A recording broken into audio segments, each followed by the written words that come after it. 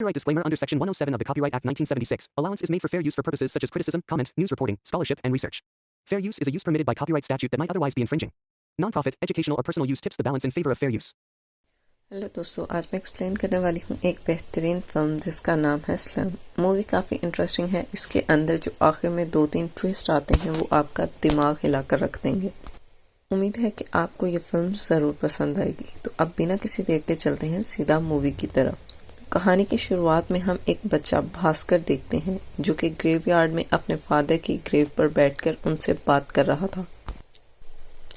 उसके फादर अब इस दुनिया में नहीं रहे थे। अब वो अपने फादर को अपने बेस्ट फ्रेंड के बारे में बता रहा था। जब वो अपने फादर को अपनी माँ के बारे में बताता है, वो कहता है कि माँ अब और ज़्यादा बुरी हो गई हैं। एक सीन में अब वो अपने फादर को बाय बोलकर अपने घर जाता है। घर आके हम उसकी माँ को देखते हैं जिनका नाम था मिसेस आदित्य। वो उस पर काफ़ी गुस्सा कर रही थी क्योंकि वो स्कूल ख़त्म होने के बाद अब घर आया था। वो उसको समझाती हैं कि स्कूल ख़त्म होने के बाद सीधा घर आना चाहिए।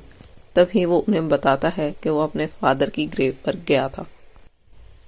तभी उसकी माँ अचानक उस पर और ज़्यादा गुस्सा करने लगती हैं और कहती हैं कि वो उसे पाल रही हैं, ना कि उसके फादर।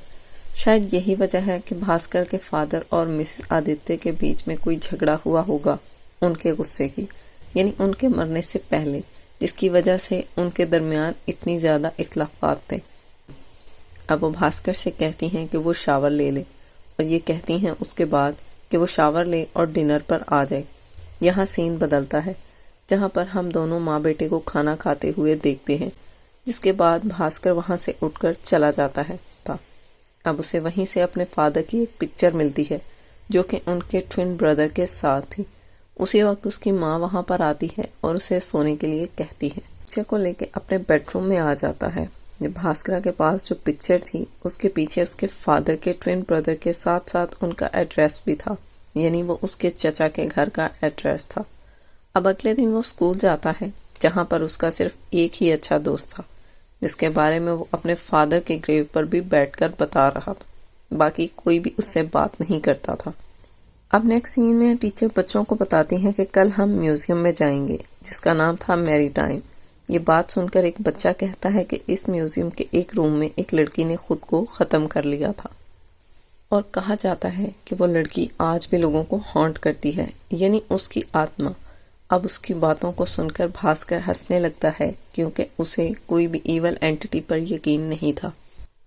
नेक्स्ट सीन में स्कूल में छुट्टी हो जाती है और भास्कर घर जाने लगता है, लेकिन वही लड़का उसको रोक लेता है जिसने इस सबको म्यूजियम के हॉन्टेड होने के बारे में बताया था, जिस पर भास्कर हंसा भी था और ये बात उसे पसंद नहीं आई थी। इसलिए वह भास्कर को धक्का देकर गिराता है, जिसकी वजह से भास्कर की नाक से खून आने लगता है। घर पहुंचकर उसकी माँ उसे काफ़ी बातें सुनाती है। उनको लगा था कि भास्कर लड़कर आया है। उसकी यूनिफॉर्म भी देखी जो कि फट चुकी थी, जिस पर वो उसे बहुत ज़्यादा गुस्सा करती हैं कि पैसे दरख्त पर नहीं लगते। वो इतनी मुश्किल से उसकी फ़ीस भर रही हैं, लेकिन वो फिर भी ऐसी हरकतें करता है। वो अपनी माँ की इतनी सारी बातें सुनकर इमोशनल हो जाता है। उसकी आंखों से आंसू निकलने लगते हैं, जिसके बाद भास्कर अपनी डॉल के पास जाता है और उससे कहता है वो उसकी माँ की हिफाजत करे क्योंकि वो उसके अंकल एंटोन को ढूंढने जा रहा था। यहाँ पर भास्कर वो घर से भागने वाला था। वो पहले म्यूज़ियम जाता है और अपने स्कूल फ्रेंड्स के साथ, उसके बाद उसका इरादा था अपने अंकल के घर जाने का। देखते हैं घर पर उसकी माँ ने उस नोट को देख लिया था। खैर भास्कर जो है वो पुरानी बात भूल चुका था, लेकिन वो बुली बच्चे उसे पकड़कर रूम के अंदर बंद कर देते हैं जहाँ पर उस लड़की ने खुद को ख़त्म किया था। वहाँ पर वो फांसी का फंदा आज तक था, जिसको देखकर भास्कर डर जाता है। वो ज़ोर ज़ोर से दरवाज़ा बजाने लगता है, लेकिन वो बुली बच्चे बाहर खड़े होकर मज़े ले रहे थे। जिसके बाद जब वो दरवाज़ा खोलते हैं तो वो नोटिस करते हैं कि भास्कर बेहोश हो चुका है। की आँख खुलती है, तभी वो अपने सामने उस लड़की के भूत को देखता है, जिसको देखकर वो बाहर आता है। ये सोचते हुए वो बस स्टॉप पर चला जाता है जहाँ एक लड़की बैठी हुई थी। वो उसे आवाज़ देता है, लेकिन वो लड़की उसकी बात को इग्नोर कर देती है, जैसे कि उसने भास्कर को देखा ही ना हो। फिर उसके बाद जब वो बस में बैठ जाता है, लेकिन उसके पास पैसे नहीं थे। इसके लिए वो कंडक्टर के आने पर छुप गया था। अगले सीन फिर से ग्रेवयार्ड का था। अगले सीन में हम उस ओल्ड लेडी को देखते हैं जो एक रिचुअल परफॉर्म कर रही थी। अगली सुबह भास्कर उठता है और अपने अंकल के पास जाता है जो एक लैपटॉप पर काम कर रहे थे, लेकिन वो लैपटॉप बंद था। ये देखकर उसे अजीब सा महसूस होता है। वो अपने अंकल से बात करता है। पहले तो उसके अंकल काफ़ी सीरियस लग रहे थे, लेकिन अचानक से उनके इमोशंस बदल जाते हैं। जिसके बाद वो खाना खाने बैठते हैं। वहाँ वही खाना था जो कल रात को बना था। भास्कर उस पर इतना ध्यान नहीं देता, लेकिन तभी वो एक और चीज़ पर नोटिस करता है कि जो कल हुआ वो दोबारा से रिपीट होने लगा था। अंकल फिर से खांसते हैं, पानी पीते हैं और आंटी जो है वो अपनी बेटियों को वेकेशंस पर जाने के लिए बताती हैं। घर की घड़ी 10 पर आकर रुक गई थी, यानी कि 10 बजे पर वक्त रुक गया था। अब वो बाहर जाता है जहाँ पर उसे एक और लड़की दिखाई देती है, जिसे देखकर वो उससे इम्प्रेस हो जाता है और उस लड़की का पीछा करने लगता है। जहाँ पर वो पैदल आगे बढ़ रही थी, लेकिन उसके आगे एक भूत थी। वो उसको देखकर भास्कर उस लड़की को रोकने जाता है, लेकिन वो लड़की उसे बताती है कि वो भी उन्हें देख सकती है। यहाँ पर उसे फील होता है कि वो अकेला नहीं है जो इवल एंटिटीज को देख सकता है, बल्कि यहाँ पर वो लड़की भास्कर को अपना नाम एरिना बताती है। भास्कर और वो बैठकर बात करने लगते हैं। वो स्पिरिट घोस्ट भी उनके पास ही थी। भास्कर एरिना से पूछता है कि वो कितने टाइम से इन चीज़ों को देखती आ रही है, जिस पर एरिना उसे बताती है कि बहुत टाइम से। तब भास्कर उसे बताता है कि वो इन चीज़ों को तब से देख रहा है जब से वो म्यूजियम के अंदर गिर गया था। सीन में वो अपनी नई दोस्त के साथ उसके घर पर जाता है, जहाँ पर भास्कर उस ओल्ड लेडी के बारे में बताता है जिसने उनके घर के सामने ऑफरिंग्स को रखा था। तभी वही ओल्ड लेडी भास्कर को एरिना के घर पर नजर आती है। ये ओल्ड लेडी ही एरिना की दादी थी, जिनको देखकर वो काफ़ी डर जाता है और एरिना की दादी कहती हैं कि उसकी हिम्मत कैसे हुई उसके घर में आने की, जहाँ पर उसे वही ऑफरिंग्स दिखाई जाती हैं। ये सुनकर वो अपने घर भाग जाता है जो उस ओल्ड लेडी ने रखी थी, जहाँ पर वो रात का खाना खाने के लिए बैठते हैं। आज भी वही सेम खाना था जो 2 दिन से बना था, लेकिन यहाँ पर भास्कर नोटिस कर लेता है कि ये सब खाना वही ऑफरिंग्स वाला, वही सारी चीज़ें दोबारा से रिपीट होने लगती हैं। ईच एंड एवरीथिंग, जिसके अंदर अंकल को वैसे ही खांसी आती है, वो फिर से पानी पीते हैं। माँ अपनी बेटियों को फिर से वेकेशन के बारे में बताती है और घड़ी 10 पर आकर रुक जाती है। रहा होता है तभी दूसरे रूम में आकर वो इवल एंटिटीज उसे परेशान करने लगती हैं। फिर जाकर देखने पर पता चलता है कि उसके अंकल आंटी आपस में कुछ बात कर रहे थे। अब इसके बाद वो सीढ़ियों से नीचे की लाइट को जलते हुए और बंद होते देखता है। वहाँ पर कुछ लोग फोटो क्लिक कर रहे थे। नीचे जाने पर सब कुछ गायब हो जाता है।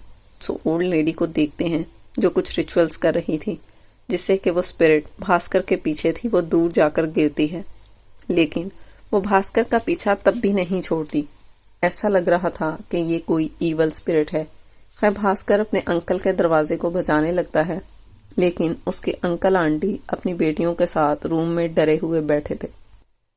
लेकिन वहीं वो ओल्ड लेडी रिचुअल करती रहती है, जिसके बाद वो ईवल स्पिरिट वहाँ से चली जाती है। वो एरिना के घर उसकी हेल्प मांगने के लिए जाता है। वो कहता है एक स्पिरिट ने रात उसके ऊपर हमला किया। तब एरिना उसे उसके घर चलने के लिए कहती है। याद आता है कि किस तरह उसकी माँ उसके ऊपर गुस्सा करती थी और उसे डांटती थी। वो इसलिए वहाँ से भाग जाता है क्योंकि यहाँ पर एरिना की दादी ने भी उसके ऊपर गुस्सा किया था। वो अपनी आंटी के घर जाता है और सोने लगता है, लेकिन खिड़की से बाहर उसे कई सारी स्पिरिट्स दिखाई देती हैं। लेकिन तभी वो मेन ईवल स्पिरिट उस पर फिर से हमला करती है। भास्कर उससे बचकर हॉल में छुप जाता है, लेकिन तभी एरिना अपनी दादी से कहती है कि उन्हें भास्कर की मदद करनी चाहिए, वो बहुत ज़्यादा खतरे में है। भास्कर बहुत ज़्यादा डरा हुआ था। तभी कुछ लड़कियां वहां पर आती हैं उसके आंटी के घर। वो कुछ फ़ोटोज़ क्लिक करती हैं, लेकिन तभी अचानक से पूरे का पूरा घर चलने लगता है। साथ साथ उसके अंकल आंटी, उनकी 2 बेटियां भी जलती हुई नज़र आती हैं। वो वहाँ से भाग जाता है। तभी एरिना अपनी दादी को बताती है कि भास्कर के ऊपर हमला हुआ है। उसकी दादी कहती हैं कि शायद भास्कर को पता चल गया है कि उसके अंकल आंटी, उनकी पूरी फैमिली मर चुकी है। सबसे पहला और बड़ा ट्विस्ट यहाँ पर हमको ये पता चलता है कि भास्कर के अंकल एंटोन, उनकी वाइफ और दोनों लड़कियां बहुत पहले ही आग में जलकर मर चुकी थीं। वो भी इस घर में। उस वक्त भी 10 बजे का टाइम था। यहाँ पर भी यही सब कन्वर्सेशन चल रही थी जो हमेशा चला करती थी। इसलिए उनकी स्पिरिट्स यहाँ एक लूप के अंदर फंस चुकी थी। अब तक भास्कर जिनके साथ रह रहा था वो असल में उसकी फैमिली की स्पिरिट्स थी, यानी कि रूहें थीं। यही वजह थी कि वो लड़कियां अचानक से वहां आ गईं। उन्होंने एंटोन ने उनको मना किया कि वो रात में नीचे ना जाए। वो आपस में जो बातें कर रहे थे, यानी कि एंटोन और उसकी बीवी, वो यही बातें कर रहे थे कि भास्कर को अब तक पता नहीं चला कि वो अब जिंदा नहीं है। वो बच्चा था, इसी वजह से वो उसे बताना भी नहीं चाहते थे। और जो लड़कियां वहां पर फोटो खींचने आई थीं वो जिंदा इंसान थे और वहां पर इसलिए आई थीं क्योंकि इस घर के बारे में ये अफवाह फैली थी कि यहाँ पर मरे हुए लोगों की स्पिरिट आज भी जिंदा है, जो कि सच बात थी। यानी इन रियलिटी ये घर पूरे का पूरा खंडर था। मतलब एक तरह से देखा जाए तो यहाँ एंटोन का घर हॉन्टेड था और ये बात अरीना जानती थी, क्योंकि जाहिर सी बात है वो स्पिरिट्स को देख सकती थी। यहाँ अरीना चाहती थी कि भास्कर भागकर अपने घर गया होगा। तभी भास्कर अपने घर पहुंचता है जहां पर उसकी माँ बहुत ज्यादा रो रही थी, क्योंकि असल में उसका बेटा मर चुका था। और यहाँ इस मूवी का दूसरा बड़ा ट्विस्ट आता है कि भास्कर जिंदा नहीं था, बल्कि वो उसी दिन मर गया था जब वो म्यूजियम के अंदर सल के बल गिरा। गिरते टाइम उसके सर में एक कील घुस गई थी। ये देखकर भास्कर को काफी बुरा लगता है। वहां पर जो बच्चे भाग गए थे वो इसीलिए भाग गए थे क्योंकि भास्कर मर चुका था। यही रीजन थी कि वो सारे के सारे स्पिरिट्स को देख सकता था, क्योंकि वो खुद अब एक स्पिरिट रेलम के अंदर फंस चुका था। अब वो अपनी माँ को बताना चाहता है कि वो वहीं पर है, लेकिन उसकी माँ उसे नहीं देख सकती। तभी मिसेस आदित्य के घर एरिना और उसकी दादी आते हैं, यानी कि ये दोनों ही जिंदा इंसान थे। इसी वजह से वो एवल स्पिरिट जो कि अब तक हम देख रहे थे वो उसके पीछे पड़ गई थी, जो कि असल में एक डेविल था और उसके स्पिरिट को कंज्यूम करके खुद मिसेस आदित्य के सामने उसके रूप में आने वाला था। लेकिन ऐसा हो नहीं सकता था। यहाँ मिसेस आदित्य इमोशनल हो जाती हैं क्योंकि वो फ्रस्ट्रेशन में अपने बेटे को डांटती थीं, लेकिन वो उससे मोहब्बत भी करती थीं। एरिना की दादी उसे कहती हैं कि ये सब अब नहीं हो सकता, मरे हुए इंसानों को दोबारा से जिंदा नहीं किया जा सकता। ये सुनकर मिसेस आदित्य रोने लगती हैं। एरिना की दादी उसे डेविल से की हुई डील को कैंसिल करने के लिए कहती हैं। यहाँ हमें पता चलता है कि मिसेस आदित्य ने डेविल से डील की थी उसके बेटे को उसे वापस करने के लिए। एरिना की दादी के कहने पर वो डेविल के साथ की हुई डील तो कैंसिल कर देती हैं, लेकिन वो डेविल था, इतनी आसानी से कैसे मान लेता। वो वहाँ आ जाता है और उनके ऊपर हमला करता है, जिसके बाद वो मिसेस आदित्य को पकड़ता है और उन्हें पोजेस कर लेता है।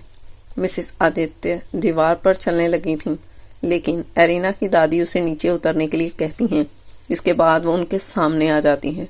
और फिर एरिना की दादी एरिना से वो एमलेट लेती हैं और साथ ही भास्कर की डॉल को, जिसके बाद एरिना की दादी इस एमलेट के अंदर से कुछ निकाल कर मिसेस आदित्य के ऊपर डालती है। उसके अंदर कुछ होली वाटर रखा था जो इस डेविल को उस डॉल के अंदर आने के लिए कहती है, जो भास्कर ने बनाई थी अपनी माँ की प्रोटेक्शन के लिए। ये वही सीन है जो हमें फ्रंट में दिखाया गया था।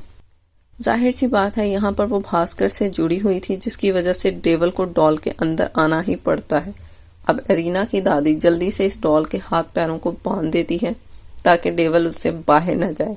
जिसके बाद एरिना की दादी उसे अपने साथ ले जाती हैं। एरिना मिसेस आदित्य की उससे बेटे से बात करवाती है अपने जरिए, यानी कि वो एक मीडियम थी। भास्कर कहता है कि वो अपनी माँ से बहुत मोहब्बत करता है। तभी उसकी माँ अपने बेटे से माफ़ी मांगती है उसके बुरे रवैये के लिए, लेकिन भास्कर उनसे नाराज़ नहीं था।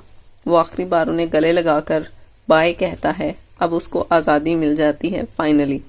हम ये देखते हैं कि जब भी कोई इंसान जिंदा होता है तो उसकी कदर नहीं होती, लेकिन जब वो कहीं चला जाता है तो अचानक से हमें पछतावा होता है।